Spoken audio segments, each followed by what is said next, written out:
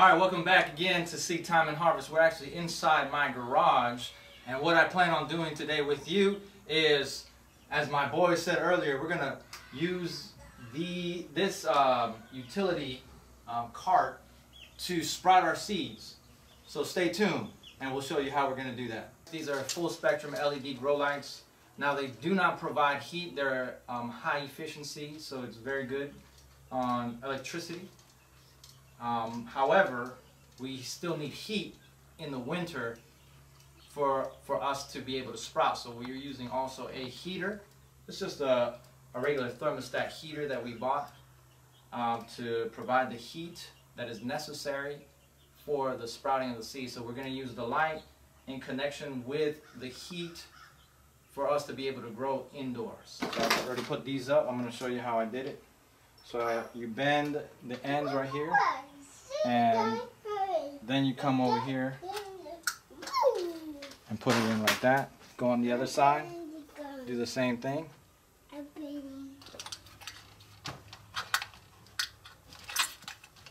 And then you bring it up here like that.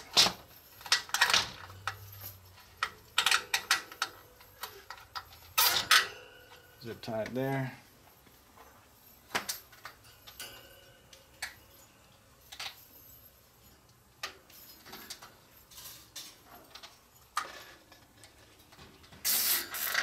Zip tie there, and these we're going to bring all the way to the top.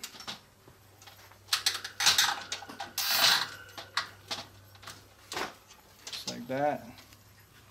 And we're going to adjust these and cut the ends.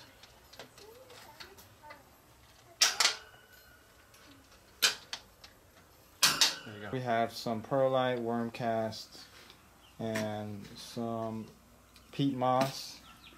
We're mixing it in with some compost, and this is what we're going to use as seed starter. For our seed trays, and we're going to go ahead and fill these up with dirt. And since we're gardening indoors, it's very important to make sure that your soil is very loose and so it drains well, because as you know, the air circulation is not as great as it would be outside, so you will actually get a lot of bugs in your garage and mold if your soil is too loose, too wet, with clumps. So that's why we use the peat moss and the perlite, so we can have a well-drained soil. This is my shoebox seed tray. Keeps my seeds organized all the way from letter A through W, so it's easy to keep track of my seeds, as well as I know when they're expiring, coming up. Also keep my labels and a Sharpie in here so that I can label my seeds. However, by their fruit you shall know them. So today in our seed tray we're going to start some cucumbers. We have Ashley cucumbers here that we're going to get started. And we may do two. We may do some cucumbers and corn. We'll do half the tray with cucumber and half the tray with corn. These are the Batman corn, excellent for growing in Florida. Here we have the labels that we're going to put in our tray. The corn, and the Bantam corn, and the Ashley cucumbers. If I don't have enough cucumber seeds to start, then I'll just add another variety, but I think I should have enough. With cucumbers, I generally do 2 per cell. Just in case one doesn't germinate, we have a better chance of sprouting, or a better chance of having a sprouted cucumber. So just 2 per cell. And the same thing for the corn. I'm going to do 2 per cell.